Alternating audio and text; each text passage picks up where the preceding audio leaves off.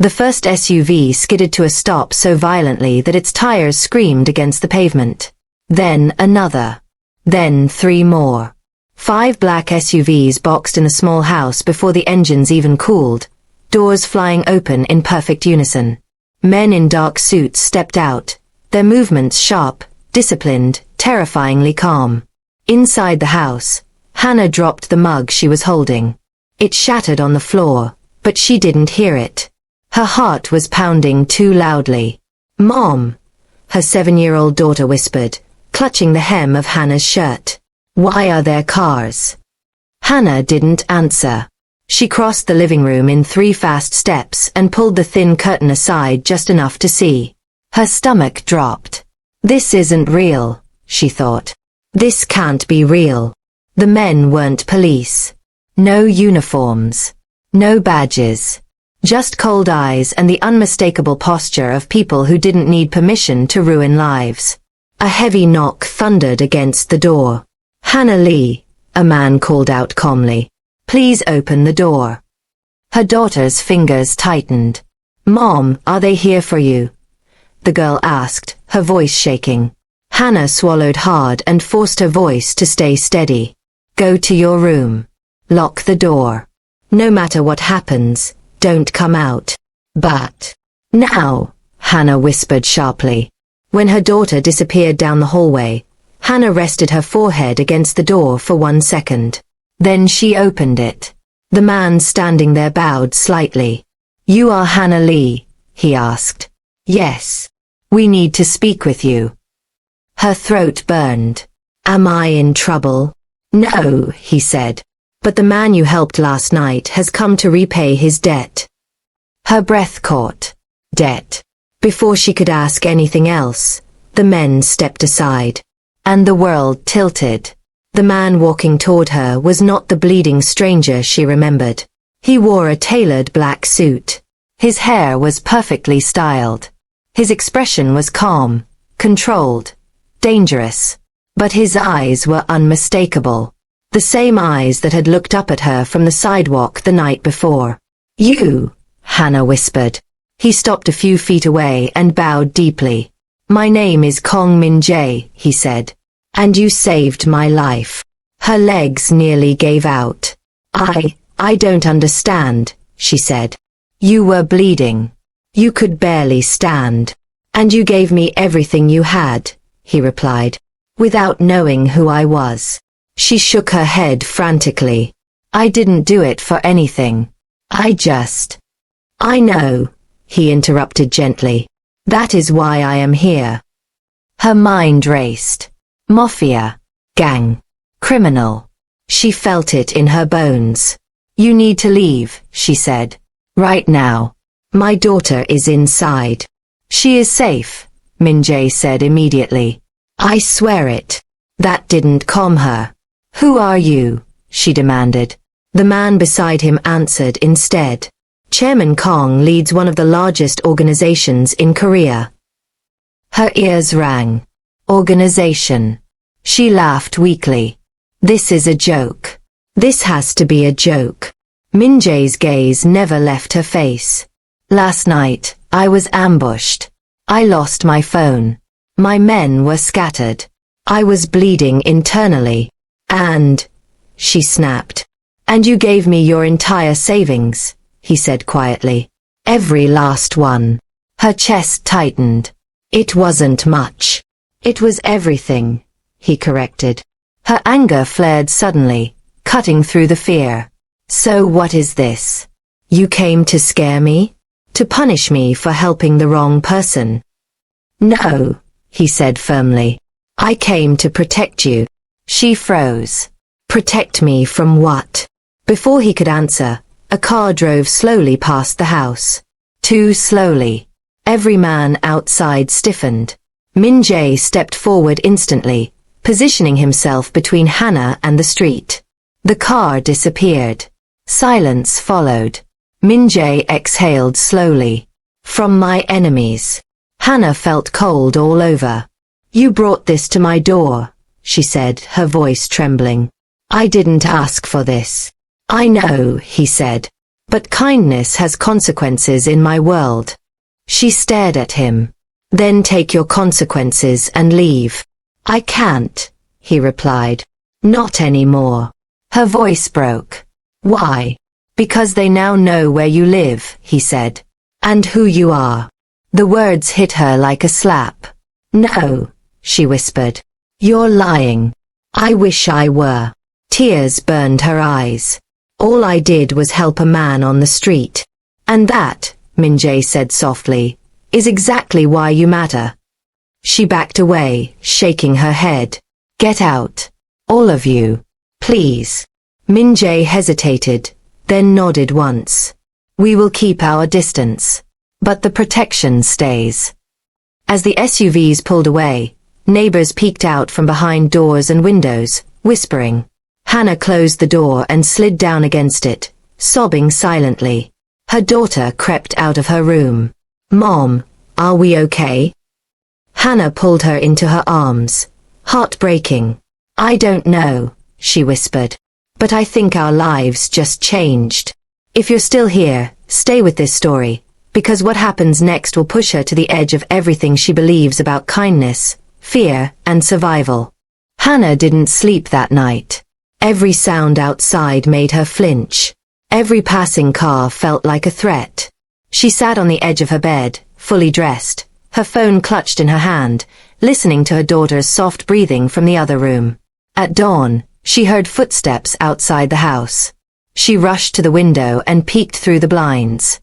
Two men stood across the street, pretending to talk on their phones. A third leaned casually against a parked car. Her stomach twisted. They're still here, she whispered. By the time she walked her daughter to school, she noticed them again. Always at a distance. Always watching. Her daughter tugged her hand. Mom, why do those men keep looking at us? Hannah forced a smile. They're just lost. The lie tasted bitter. At work, she dropped a tray. At lunch, she couldn't eat. By evening, her phone finally rang. Unknown number. She hesitated, then answered. Hello. I told you we would keep our distance, Min-jae's calm voice said. Not disappear. Her grip tightened. You said protection. This feels like surveillance. In my world, he replied, they are the same thing. She closed her eyes. I want you to leave us alone. I can't, he said again. Then tell me the truth, she snapped. How dangerous is this? Silence stretched. Then, dangerous enough that one of my rivals tested the perimeter this morning. Her breath caught. Tested how? A man asked your daughter's teacher questions, Min-jae said quietly. About you. About her routine. Hannah's legs nearly gave out. You said she was safe. She is, he said. Because we intervened. Tears spilled down her cheeks. You brought wolves to my door. No, he replied. I walked away from the wolves. You pulled me back. Her voice cracked. I didn't know. I know. That night, Hannah confronted him face to face. He stood in her small kitchen, tall and out of place, his presence filling the room. Two men waited outside. You can't control my life, she said, trembling but defiant. You don't get to decide what happens to my child. Min-jae met her gaze. I'm not trying to control you. Then why does it feel like I'm trapped? Because you are standing between two worlds, he said. And both are dangerous. She slammed her hand on the table. Then fix it. I'm trying to, he said evenly. She scoffed. By turning my street into a war zone? Before he could respond, a loud crack echoed from outside. Glass shattered. Hannah screamed and dropped to the floor. A brick skidded across the kitchen tiles. Wrapped around it was a note. Min-jae picked it up slowly, his jaw tightening as he read. What does it say? Hannah demanded. He looked at her. They know your name. Her knees buckled. They wrote, protection has limits. Hannah broke. She sobbed openly now, her fear spilling into anger. I gave you my entire savings because I thought you were dying. I didn't think I was buying a death sentence. Min Jae's voice softened. You didn't buy this. You triggered it. She laughed bitterly. That's supposed to make me feel better? No, he admitted. But it's the truth. The next day, her daughter didn't come home smiling. Mom, the girl whispered that night, eyes wide. A man was watching the school gate. Hannah's blood ran cold. That was the moment she snapped. She called Min Jae, her voice shaking with fury. This ends now. Tonight. You leave. I don't care how. I can move you, he said immediately. New home. New city. New names. She shook her head violently. I won't raise my child running from shadows. Then you're choosing danger, he said quietly. No, she said. I'm choosing my life. Min Jae arrived an hour later. This isn't pride, he said. It's survival. And what kind of life is this? She shot back. Where my child flinches every time a car slows down? He stepped closer. You don't understand what you mean to me. She laughed through tears. I mean nothing. I was convenient. His eyes darkened. You were human when no one else was. For a moment, the air between them felt heavy, complicated. Then the lights went out.